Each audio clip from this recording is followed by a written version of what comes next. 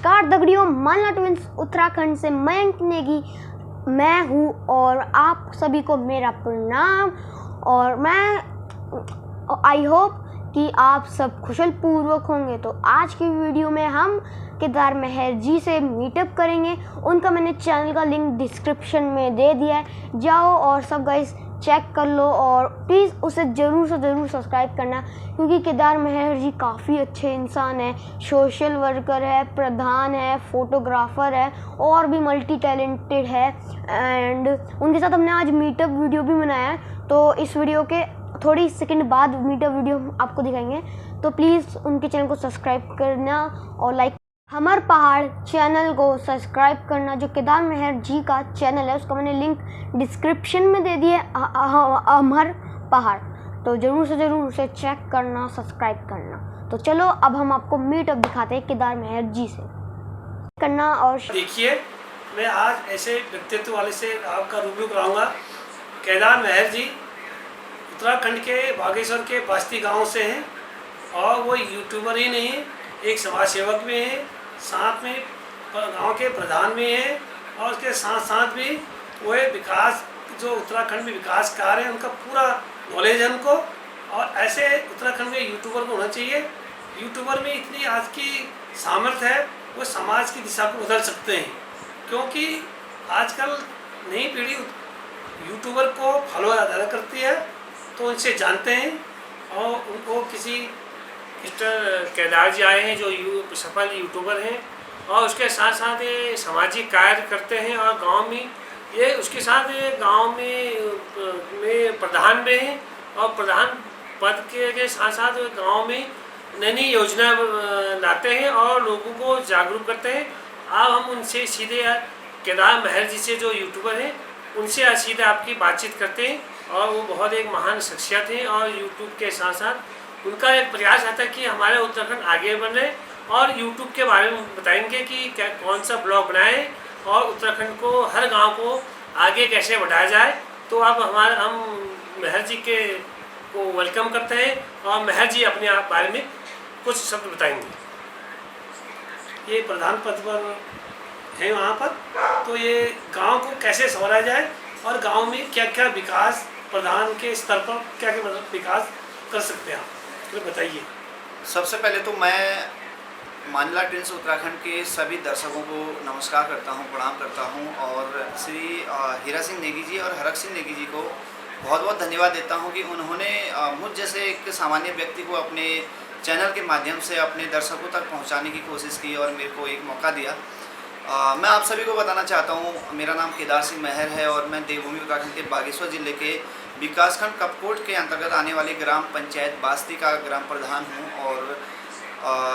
एक यूट्यूबर भी हूँ। और यूट्यूब में अपने उत्तराखंड के कल्चर को लेकर के वीडियो बनाता हूँ, ब्लॉग्स बनाता हूँ। और बड़ा सौभाग्य मिला है मुझे कि आज मैं हीरा सिंह नेगी जी और हरक सिंह नेगी जी के सानिध्य में हूँ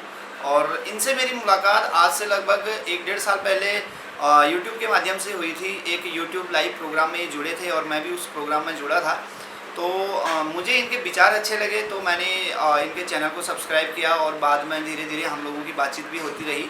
और भगवान की कृपा से आज मौका मिला है इनसे मिलने का। मैं किसी अपने निजी काम के लिए दिल्ली आया था, तो मैंने सोचा कि क्यों ना आज इनके साथ मैं बैठूँ, इनके साथ बातचीत करूँ। तो मैं कल से यहाँ पे हूँ, कल रात को मैंने यहीं पे स्टे किया था और अभी भी मैं यहाँ पर हूँ। तो जैसा कि हमारे नेगी जी ने बताया कि एक गांव के विकास के लिए क्या क्या करना चाहिए प्रधान होने के नाते, तो सबसे पहले तो मैं आप सभी को बताना चाहता हूं, आप सभी बताना चाहता हूं, जिस प्रकार एक देश के जो मुखिया होते हैं वो माननीय प्रधानमंत्री जी होते हैं, तो उसी प्रकार एक गांव के जो मुखिया होते हैं उनको ग्राम प्रधान कहा जाता है। और ग्राम प्रधान के बहुत सारे दायित्व होते हैं, बहुत सारे कर्तव्य होते हैं और बहुत सारे अधिकार भी होते हैं। और जब एक गांव का ग्राम प्रधान अपने अधिकारों का प्रयोग करना शुरू करते हैं और अपने कर्तव्यों को समझना शुरू करते हैं, तब जाकर एक गांव का विकास होता है। मैं अपने ग्राम पंचायत बास्ती का प्रधान हूं और अभी लगभग 2.5 साल का कार्यकाल हमारा हो चुका है, आधा कार्यकाल हमारा ख़त्म हो चुका है। एक बड़ा दुर्भाग्य रहा हमारे साथ कि जैसे ही हम लोगों का निर्वाचन हुआ, हम लोग चुन के आए, जनता ने हमको चुना गाँव की सेवा करने के लिए, तो कोविड जैसा एक महाकाल आया जिसमें हम सभी को बहुत सारी परेशानियां हुई और विकास जो कार्य होते हैं वो हमारे रुक गए और गांव के लोगों की जान को बचाना हमारा पहला कर्तव्य था। तो मैं आप सभी को बताना चाहता हूँ कोविड काल में हमारे उत्तराखंड के सभी ग्राम प्रधानों ने बहुत सराहनीय कार्य किया और जिसमें मुझे भी सौभाग्य मिला अपने गांव के लोगों की सेवा करने का, अपने गांव के लोगों को कोरोना से बचाव करने का। और उसके बाद विकास कार्य की अगर मैं बात करूं, विकास कार्य करने के लिए हमको बहुत कम समय मिला है अभी तक। कभी कोरोना काल आया, कभी विधानसभा चुनाव आए, कभी आपदा का दौर आया, लेकिन इन 2-2.5 सालों के कार्यकाल में एक सीमित बजट होने के बावजूद भी अपने अन्य स्तर से चाहे मनरेगा का स्तर हो, चाहे वित्त का हो, केंद्र वित्त, राज्य वित्त हो, चाहे फिर अन्य निधि हो, तो लगभग इन 2.5 सालों के कार्यकाल में 60 लाख के आसपास का कार्य मैंने अपनी पंचायत में किया है, जिसमें पेयजल से संबंधित कार्य हैं, साफ सफाई स्वच्छता से संबंधित कार्य हैं, रास्ते खड़न से निकास नालियाँ इत्यादि और पुल आदि का निर्माण हमने किया है। तो बहुत सारी ऐसी योजनाएं हैं जो अभी अपने गांव में अभी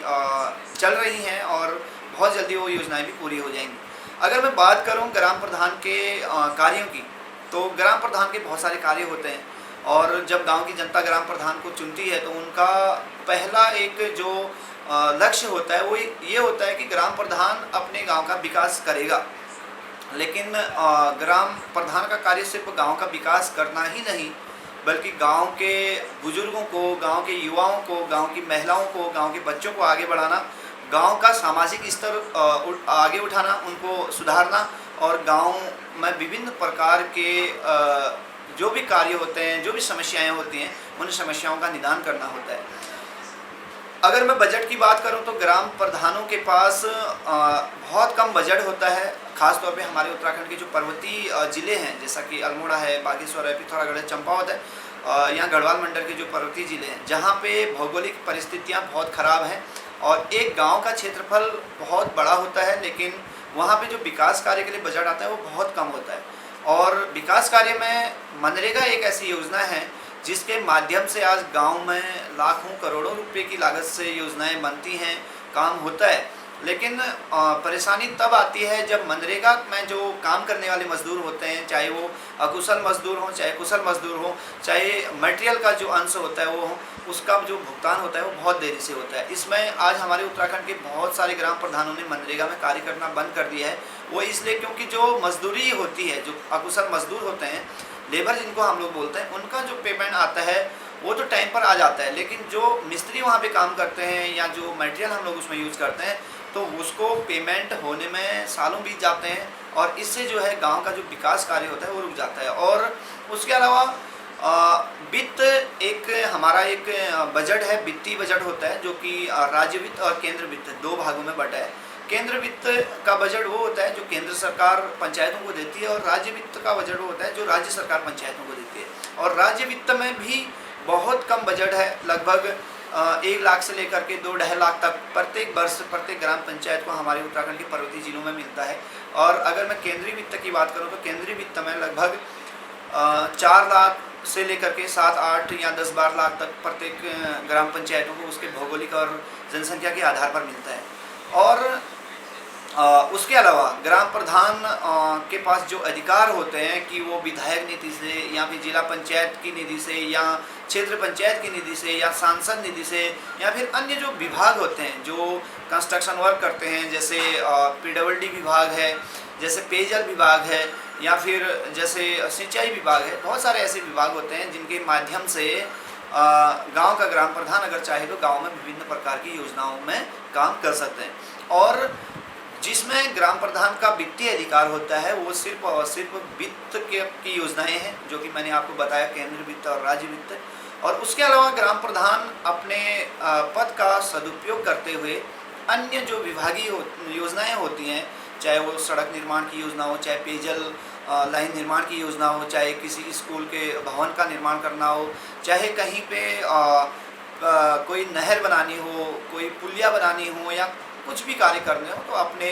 पद का सदुपयोग करते हुए, अपनी ताकत का सदुपयोग करते हुए ग्राम प्रधान उस कार्यों को अपने गांव में करा सकते हैं। उसके लिए ग्राम प्रधान को काफ़ी एक्टिव होना पड़ता है, अपने लेटर पैड में लेटर लिखना होता है, अपने ब्लॉक स्तर पर, अपने ज़िले स्तर पर, अपने राज्य स्तर पर दौड़ा भागी करनी पड़ती है और खूब मेहनत करके काफ़ी ज़्यादा जो है काम करके उसमें बजट लाने का काम ग्राम प्रधान कर सकते हैं, जो कि बाद में विभाग अपने माध्यम से टेंडर प्रक्रिया से या फिर अन्य माध्यम से उसमें कार्य करवाती है, जिसका श्रेय पूरा का पूरा ग्राम प्रधान ले सकते हैं अगर ग्राम प्रधान अपने लेटर पैड के माध्यम से उस कार्य की स्वीकृति दिलाएं। और जैसा कि नेगी जी ने पूछा कि गाँव में अन्य क्या क्या काम हम लोग कर सकते हैं। देखिए, गाँव का विकास भौतिक तौर पर करना ही सब कुछ नहीं होता है। गांव के लोगों का सामाजिक जीवन कैसे उच्च होगा, गांव के जो गरीब वर्ग के परिवार हैं उनको हम लोग ऊपर कैसे उठाएंगे, गांव में जो स्कूल है, स्कूल में पढ़ाई अगर सही नहीं हो रही तो शिक्षा की व्यवस्था कैसे हम लोग सही करेंगे, गांव में विद्युत है, पानी है, सड़क है, उसकी जो समस्याएं हैं उन समस्याओं को कैसे दूर करेंगे, वो भी हमारा कर्तव्य होना चाहिए। और अपने गाँव में एक अच्छा स्कूल हो, स्कूल में अच्छी पढ़ाई हो और अपने गांव में पेयजल की अच्छी सुचारू व्यवस्था हो, अपने गांव में एक सही सड़क हो, लगातार विद्युत की व्यवस्था हो, तो इन सभी कार्यों को करने का दायित्व भी और कर्तव्य भी एक ग्राम प्रधान का होता है। क्योंकि ग्राम प्रधान के पास उसका अधिकार होता है कि वो अगर कोई भी समस्या है उस समस्या को अपने जिलाधिकारी स्तर पर या फिर अपने जो जनप्रतिनिधि होते हैं उनके माध्यम से या फिर अन्य जो विभागीय अधिकारी होते हैं, जो विभागाध्यक्ष होते हैं, उनके माध्यम से उस काम को करवा सकते हैं। उसके अलावा मैं इतना ही कहना चाहूँगा, ग्राम प्रधान आजकल जो भी हैं शिक्षित हैं, युवा हैं और जो भी ग्राम प्रधान बने हैं बहुत कम उम्र के हैं, तो उनके अंदर एक जोश है, जुनून है कार्य करने का और खूब ज़्यादा जुनून के साथ में वो लोग काम कर रहे हैं। मैं सभी अपने उत्तराखंड के ग्राम प्रधानों को बहुत बहुत धन्यवाद देना चाहता हूं जो भी इस वीडियो को देखेंगे। और आपसे एक रिक्वेस्ट करना चाहता हूं, गांव की जनता जब हमको चुनती है तो बहुत बड़ी सोच लेके वो आगे बढ़ते हैं, हमारे पीछे आते हैं, सपोर्ट करते हैं, वोट करते हैं और बाद में जब उनकी जो उम्मीदें होती हैं, अगर हम उनके उम्मीदों पे, विश्वास पे खरा ना उतरे हैं तो निश्चित है कि 5 साल के बाद हमको गाली भी सुनने को मिलेगी। इसीलिए मैं आप सभी से रिक्वेस्ट करता हूं, जो भी ग्राम प्रधान है, इन 5 सालों का जो कार्यकाल है उसका भी आधा कार्यकाल हमारा ख़त्म हो चुका है, अपने गांव के विकास के लिए चाहे आप किसी सामाजिक स्तर का विकास करें, चाहे भौतिक स्तर का विकास करें, जो भी कार्य आपने करने हैं जी जान लगा के पूरी मेहनत के साथ दिन रात मेहनत करके हम लोगों ने करना चाहिए, ताकि 5 साल के बाद अगर हम लोग दोबारा प्रधान ना भी बने तो हमारी जो आने वाली पीढ़ी है उसको कम से कम हमारे किए गए कार्य याद रहें और 20-25 साल के बाद भी लोग कह सकें कि फलाने प्रधान के द्वारा ये कार्य किया गया। उसके अलावा गांव में देखिए पंचायत भवनें हैं, गांव में हॉस्पिटल है और बहुत सारी ऐसी चीज़ें हैं, आंगनवाड़ी केंद्र है और एएनएम सेंटर है, बहुत सारी ऐसी चीज़ें हैं जिन चीज़ों को हम लोग अपने ध्यान में रखते हुए उन कार्यों में हम आगे आ सकते हैं। अपने आंगनवाड़ी भवनों को ठीक कर सकते हैं, स्कूल के भवनों को ठीक कर सकते हैं, अपने गांव में विभिन्न प्रकार के विभागीय कैंप लगा सकते हैं, अपने गांव के लोगों को स्वरोजगार से जोड़ने का काम कर सकते हैं, चाहे वो सब्जी उत्पादन का काम हो, चाहे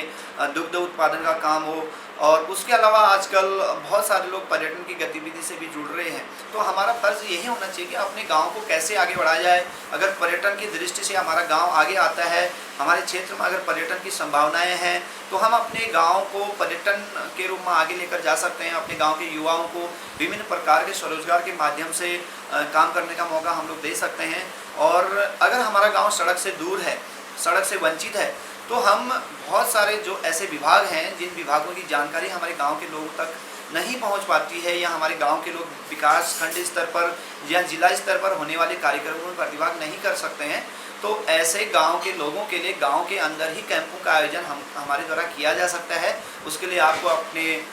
जिलाधिकारी के पास, अपने विभिन्न विभागाध्यक्ष के पास जाना होगा, एप्लीकेशन देनी होगी और रिक्वेस्ट करनी होगी कि आप आइए हमारे गाँव में कैंप लगाइए। तो इस प्रकार के बहुत सारे कैंप कार्य हैं नेगी जी, जिस माध्यम से हम लोग एक ग्राम प्रधान होने के नाते, क्योंकि जनता ने हमको चुना है, तो काम कर सकते हैं, गांव का विकास कर सकते हैं। और मुझे बड़ी खुशी होती है जब हमारे प्रदेश के जो भी ग्राम प्रधान हैं अपने गांव के लिए काम करते हैं, अपने गांव के लोगों का सामाजिक जीवन उच्च करने के लिए, उसको ऊपर उठाने के लिए काम करते हैं, तो ऐसे मैं सभी ग्राम प्रधानों को बहुत बहुत धन्यवाद देना चाहता हूँ। और एक मैसेज उन लोगों के लिए भी मैं देना चाहता हूँ जो लोग बोलते हैं कि ग्राम प्रधान कुछ काम नहीं करते हैं। बहुत सारे लोग, गांव के लोग कहते हैं कि ग्राम प्रधान ने काम नहीं किया। हालांकि ग्राम प्रधान कुछ ऐसे हैं कि बहुत सारा काम करते हैं और कुछ ऐसे हैं कि वो बहुत कम काम करते हैं। सबकी बराबर एबिलिटी नहीं हो सकती है, सबकी बराबर क्षमता नहीं हो सकती है। लेकिन अगर एक ग्राम प्रधान कहीं पे एक छोटा सा रास्ता बना रहा है, एक निकास नाली बना रहा है, एक पुलिया का निर्माण कर रहा है, तो कहीं ना कहीं गांव की जनता ने भी उसको सहयोग करना चाहिए। हम लोग देखते हैं, अगर आज वित्तीय वर्ष 2022-23 में गवर्नमेंट की अगर कहीं पर कोई योजना बनती है, एक पुलिया का निर्माण होता है, एक निकास नाली का निर्माण होता है, वहाँ पे 2 लाख 4 लाख रुपया अगर व्यय होता है, तो अगर आप वहाँ पर 4 साल 5 साल के बाद जाएंगे तो वहाँ पर धरातल में आपको कार्य ही नहीं मिलेगा, क्योंकि या तो वो टूट जाता है, आपदा की भेंट चढ़ जाता है, या फिर नाली है तो उसमें पूरा कचरा भर जाता है, वो ब्लॉक हो जाता है, रास्ते हैं तो पत्थर इधर उधर गिर जाते हैं। तो मैं गाँव के लोगों को बस एक अपील करना चाहता हूँ, आप लोग अपने आसपास जो भी आपके विकास कार्य होते हैं सरकारी बजट से, चाहे वो रास्ते बने, खड़ंचे बने, चाहे पुलिया का निर्माण हो, चाहे नहर का निर्माण हो, चाहे कोई भी कार्य हो, चाहे आपकी सड़क हो, चाहे आपका कोई भी सरकारी संपत्ति हो, उस सरकारी संपत्ति की सुरक्षा करना प्रत्येक ग्रामवासी का एक कर्तव्य होना चाहिए। और जब आप इस प्रकार के कार्य करेंगे तो निश्चित तौर पर आपका और हमारा गाँव आगे बढ़ेगा, एक उत्तराखंड आगे बढ़ेगा। और आजकल महिला मंगल दल, युवक मंगल दल और विभिन्न प्रकार के जो स्वयं सहायता समूहों का गठन गाँव में किया गया है, उनके माध्यम से भी गाँव के विकास को आगे लाया जा सकता है। गांव के जो वार्ड सदस्य होते हैं, जो उप प्रधान होते हैं, जो सरपंच होते हैं, जो ग्राम प्रहरी होते हैं, आशा कार्यकर्ता, एएनएम, बहुत सारे विद्यालयों में जो शिक्षक होते हैं, उन सभी लोगों को एक साथ एकजुट करके अपने अपने कर्तव्यों का निर्वहन करने के लिए उनको कहा जा सकता है। और गांव के विकास के लिए जो भी एक ग्राम प्रधान को लगता है कि ये काम उचित है तो वो करना चाहिए, और जनता ने भी ग्राम प्रधान को सहयोग करना चाहिए। तो आज आपने जाना केदार महर जी एक यूट्यूबर के साथ साथ ग्राम प्रधान भी हैं, और इस साथ फोटोग्राफी का शौक़ है, फोटोग्राफी करते हैं और दुकान भी चलाते हैं। तो एक वो बंदे हैं जो गांव में कुछ काम ही नहीं करते हैं, एक बंदे ये हैं जो मल्टी टैलेंटेड हैं, यूट्यूबर, फोटोग्राफी, प्रधान और दीनहीन जो दुखिया हैं उनकी सहायता करते हैं, उनको डोनेशन करते हैं। और मैंने सुना 2-4 आपने कैंसर पेशेंट का भी वो डोनेशन से उनका ट्रीटमेंट कराया था। हाँ बिल्कुल सर, मैं ये बात बताना भूल गया हूँ। देखिए, अगर हम लोग ग्राम प्रधान बन रहे हैं, तो अगर हम लोग ग्राम प्रधान का चुनाव लड़ रहे हैं, बेसिकली मैं कहूँगा बनेंगे तो बाद में, पहले चुनाव लड़ने की सोचते हैं लोग कि मैं ग्राम प्रधान बनना चाहता हूँ या ग्राम प्रधान बनने की कोशिश करता है आदमी। उससे पहले 2-4 साल अपने जीवन के सामाजिक कार्यों में ज़रूर देना चाहिए। जिस प्रकार अगर मैं अपनी बात बताऊँ, चूँकि आपने जिक्र छेड़ ही दिया है तो मैं बता ही देता हूँ कि मैं ग्राम प्रधान बनने से पहले एक सामाजिक कार्यकर्ता के तौर पर क्षेत्र में जाना जाता था। विभिन्न प्रकार के जो सामाजिक कार्य होते हैं, चाहे कहीं पर मेले हो रहे हैं, महोत्सव हो रहे हैं, रामलीला का मंच है, कहीं पर भी हम लोग आगे रहते हैं, एक्टिव रहते हैं। उसके साथ साथ हमारे पहाड़ में बहुत सारे ऐसे लोग हैं जिनकी आर्थिक स्थिति बहुत कमज़ोर होती है, जो गरीब घर से होते हैं, और दुर्भाग्य कभी ये होता है कि उनको बहुत गंभीर बीमारी लग जाती है, कैंसर जैसी, ब्रेन ट्यूमर जैसी, या फिर उनके किडनी फेल हो जाते हैं, लीवर की बीमारी हो जाती है, या बहुत ऐसी बीमारियां हैं जिसके इलाज करने के लिए लाखों रुपयों की आवश्यकता होती है। तो ऐसे बहुत सारे बच्चे थे, बहुत सारे युवा, लड़कियां और कुछ सयाने लोग भी थे जो गरीब घर से थे, और उनके पास पैसा खर्च करके अपना इलाज करने के लिए कोई भी ऐसा आर्थिक माध्यम नहीं था। तो मैं और मेरे साथ बहुत सारे हमारे क्षेत्र के सामाजिक कार्यकर्ताओं ने मिल के उन लोगों के लिए डोनेशन जमा किया, और बस उसी कार्य से एक पहचान मिली समाज में कि केदार सिंह महर अगर ग्राम प्रधान बन सकता है, तो ग्राम प्रधान बनने से पहले अगर हमने अच्छा काम किया था तो निश्चित तौर पर लोगों ने एक उम्मीद के तौर पर हमको चुना। और मैं प्रधान जो भी हमारे उत्तराखंड में हैं, जो बने हैं या फिर आगे कोई चुनाव लड़ने की कोशिश कर रहे हैं, बस आपसे यही रिक्वेस्ट करता हूँ, गाँव के विकास के साथ साथ गरीबों का उत्थान बहुत ज़रूरी है। गरीब परिवार को जहाँ पर भी आपके सहयोग की ज़रूरत होती है, ज़रूर आगे आइए। आपके पास जो क्षमता है, आर्थिक रूप से अगर आप सक्षम हैं तो आर्थिक रूप से डोनेशन कर सकते हैं, अगर नहीं भी हैं तो सामाजिक जो हम लोग एक अभियान चलाते हैं उसको आप सोशल मीडिया के माध्यम से या फिर अन्य प्रकार से उसको आप चला करके उस गरीब परिवार के लिए भी आप डोनेशन जमा कर सकते हैं। बाकी अगर मैं अपने कार्यों की बात करूं तो मैं एक प्रोफेशनल फोटोग्राफ़र हूं, वेडिंग फोटोग्राफी हम लोग करते हैं, और साथ में मैं एक कंप्यूटर टीचर भी रहा हूँ। लगभग 7-8 साल मैंने अपने क्षेत्र के लगभग 400-500 बच्चों को, लगभग 500 से ज़्यादा ही बच्चों को मैंने कंप्यूटर की शिक्षा दी है। लेकिन दुर्भाग्य ये है कि कोरोना काल के बाद अभी मेरा इंस्टीट्यूट बंद हो गया था, तो अभी फ़िलहाल मैंने ओपन नहीं किया है। शायद उम्मीद है बहुत जल्दी मैं फिर से दोबारा अपने इंस्टीट्यूट को चालू करूँगा। और उसमें भी हमारे जो क्षेत्र के सर गरीब बच्चे थे, उनको हमने बहुत कम फीस में उनका कंप्यूटर का प्रशिक्षण वहाँ पे कराया, और आज बहुत सारे बच्चे अपने क्षेत्रों में, अलग अलग क्षेत्रों में काम कर रहे हैं, कंप्यूटर से रिलेटेड जॉब कर रहे हैं। और उसके अलावा मैं इससे पूर्व में वन पंचायत का सरपंच भी रहा हूँ, जहाँ पे मैंने एक जायका परियोजना के तहत अपने गांव में बहुत सारा कार्य किया था। और साथ ही मैं पूर्व में छात्र संघ में भी वर्ष 2009-10 में पीजी कॉलेज बेगनाग में छात्र संघ उपाध्यक्ष के पद में रहा हूँ। और विभिन्न प्रकार के जो सामाजिक मंच होते हैं उसमें भी मेरी एक अलग भूमिका रही है और अभी भी हूँ। तो बस यही है। बाकी अगर यूट्यूब की बात करूँ तो एक छोटा सा यूट्यूबर हूँ, और एक शौक़ था कि यार अपना जो कल्चर है, जो अपनी संस्कृति है, पहाड़ की जो परंपराएं हैं, उन परंपराओं पर वीडियो बनाकर उसको यूट्यूब के माध्यम से देश विदेश तक पहुंचाया जाए। तो मेरा जो एम है वो यही है कि मैं अपने उत्तराखंड की संस्कृति को आगे बढ़ाने में अपना छोटा सा योगदान दे सकूं। और मैं जो वीडियोस डालता हूँ वो मेरी उत्तराखंड की संस्कृति पर ही आधारित होते हैं। कहीं पर मेले हो रहे हैं, महोत्सव हो रहे हैं, कहीं पर सामाजिक या धार्मिक कार्यक्रम हो रहे हैं, कहीं पर कोई पारंपरिक जो हमारे वाद्य यंत्र हैं, ढोल, दमाऊँ, बीन बाजा, हुड़का, घनियाली, जागर, जो भी है, उन चीज़ों को मैं अपने यूट्यूब चैनल के माध्यम से शादी की वीडियोज़ है, जो पहाड़ी कल्चर हमारा, जो पूरा पहाड़ी संस्कृति है उस पर, जैसे कि आजकल आप देखते हैं बैंड बाजी का समय है, लेकिन के जो हमारे कल्चर से तो विभिन्न प्रकार के वीडियोज़ मैं डालता हूँ और लोगों का काफ़ी अच्छा रिस्पॉन्स आता है। बाकी मैं छोटा मोटा ब्लॉग भी बना लेता हूँ, जैसे कि आज दिल्ली आया तो आज मैं कहाँ गया, क्या क्या मैंने देखा, तो अपना थोड़ा सा दिनचर्या उसमें बता देता हूँ। लेकिन यूट्यूब के बारे में अगर मैं कहूँ तो यूट्यूब एक ऐसा प्लेटफॉर्म है जहाँ पे हम अपने लिए तो कर ही सकते हैं, साथ में अपने समाज के लिए भी हम बहुत कुछ कर सकते हैं। जैसा कि मानिला ट्विंस उत्तराखंड जो अभी मेरा इंटरव्यू ले रहे हैं, इन दोनों भाइयों के द्वारा एक सरकारी कर्मचारी होने के बावजूद भी अपने गांव मानिला को, जो कि अल्मोड़ा ज़िले में है, आप सभी जानते हैं, इनके चैनल से जुड़े हैं आप, तो वहाँ पे इनका गांव है। गांव की बंजर ज़मीन को इन्होंने आबाद किया है, वहाँ पे बागवानी बना रखी है, और उस बागवानी की वीडियोज़ को, अपने द्वारा किए गए कार्यों की वीडियोज़ को ये अपने चैनल के माध्यम से जनता तक पहुँचाते हैं। हालांकि किसी वीडियोज़ में 100-200 व्यूज़ मिलते हैं, किसी में 1000-1500 मिलते हैं, लेकिन अगर उसको 10 लोग भी देखते हैं तो इनके द्वारा किए गए कार्यों को वो 10 लोग कहीं ना कहीं अपने जीवन में एक्सेप्ट करते हैं और उस कार्य में वो आगे आते हैं। तो मेरे हिसाब से एक सफल यूट्यूबर सर वही है जो अगर कोई वीडियोस बनाते हैं, उसको चैनल में डालते हैं अपने, तो उनके द्वारा किए गए कार्यों को और लोग अडॉप्ट करते हैं और लोग सीखते हैं और उस कार्य को आगे बढ़ाने की कोशिश करते हैं। और बहुत सारे लोग अपने व्यूज़ के लिए बिना किसी उद्देश्य के ऐसी वीडियोस डाल देते हैं यूट्यूब में, उसमें लाखों करोड़ों में तो व्यूज़ मिलते हैं, पैसा भी, इनकम बहुत अच्छी होती है उन यूट्यूबरों की। लेकिन उनका जो सामाजिक, अगर मैं कहूँ सामाजिक दायरा कहूँ, तो सामाजिक कार्यों के प्रति कोई भी ऐसे वीडियोस नहीं होते हैं, अपने संस्कृति के प्रति कोई ऐसे वीडियोस नहीं होते, तो बड़ा अफसोस होता है। और आप लोग को मैं बहुत बहुत धन्यवाद देना चाहता हूँ। मानिला ट्विंस उत्तराखंड जो आपका यूट्यूब चैनल है, कहीं ना कहीं आपके द्वारा भी हमारे उत्तराखंड के बहुत सारे लोगों को प्रेरणा मिल रही है। बहुत सारे लोग आपके वीडियोस देखते हैं, मैं खुद देखता हूं और शेयर भी करते रहता हूं, जो मुझे अच्छी लगती हैं। मैं अपने गांव के और अपने आसपास के लोगों को बताता हूं कि आप भी ये काम कर सकते हैं। तो बस यही रिक्वेस्ट है, जो भी इस वीडियो को देख रहे हैं, अगर आप एक यूट्यूबर हैं तो अपने उत्तराखंड के लिए कुछ कीजिए, अपने समाज के लिए, अपने धर्म के लिए, अपने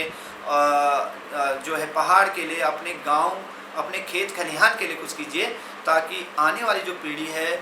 उस पीढ़ी के जो आजकल के छोटे छोटे बच्चे हैं, जब वो बड़े हो जाएंगे, कभी हमारे YouTube चैनल को देखेंगे, तो उनको लगेगा कि जो 10-15 साल पहले का जो जीवन था वो इस प्रकार था। आप देख पा रहे होंगे, आजकल पहले हल जोतते थे खेतों में, बैलों से बुआई होती थी, लेकिन आजकल ट्रैक्टर आ गए हैं। बहुत सारे बच्चों को बैलों से हल कैसे जोतते हैं वो पता नहीं है। बहुत सारे बच्चों ने घराट नहीं देखे हैं। बहुत सारे बच्चों ने जो मट्ठा बनाते थे पहले, हम लोग उसको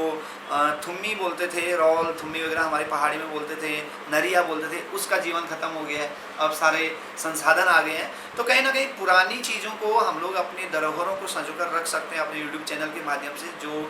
मानिला ट्विंस उत्तराखंड के द्वारा इस प्रकार के कार्य किया जा रहा है। बस यही सोच मेरी भी है कि मैं अपने यूट्यूब चैनल के माध्यम से अपने उत्तराखंड के कल्चर को आगे बढ़ा सकूं और अपने आने वाली पीढ़ी को एक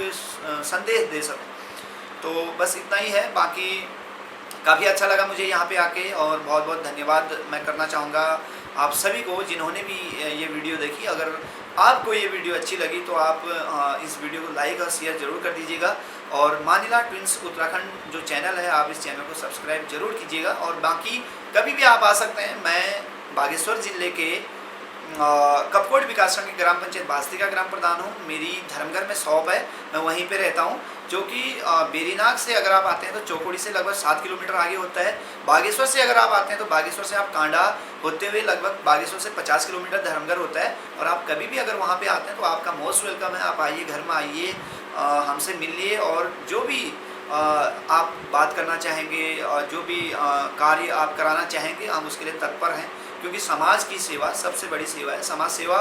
के ध्येय को ध्यान में रखते हुए मैं आगे बढ़ता हूँ। बहुत सारे यूट्यूबर मेरे से मिलने के लिए भी आते हैं, मैं उनको भी सपोर्ट करता हूँ और मैं बहुत बहुत धन्यवाद देता हूँ विशेष तौर से हीरा सिंह नेगी जी और हरक सिंह नेगी जी को, जो कि मानिला ट्विंस उत्तराखंड चैनल के ऑनर हैं और यहाँ पे वैशाली गाजियाबाद में ही रहते हैं अपने परिवार के साथ में। इनके घर में आके काफ़ी अच्छा लगा, इनकी फैमिली से मिलके काफ़ी अच्छा लगा और ऐसा लगा कि मैं अपने घर में हूँ। मुझे बिल्कुल भी ऐसा नहीं लगा कि मैं घर से बाहर हूँ और पूरा सपोर्ट इन्होंने किया। तो मैं फिर से आना चाहूँगा और जब भी आएंगे तो फिर एक बढ़िया सी वीडियो बनाएंगे, कुछ नया लेकर आएंगे। और आप सभी को बस रिक्वेस्ट करता हूँ कि आप इस वीडियो को लाइक और शेयर कीजिए और इनके चैनल को सब्सक्राइब कीजिए और अपने उत्तराखंड को आगे बढ़ाने में, अपने पहाड़ को, अपने गाँव को आगे बढ़ाने में एक छोटा सा योगदान दीजिए। बहुत बहुत धन्यवाद।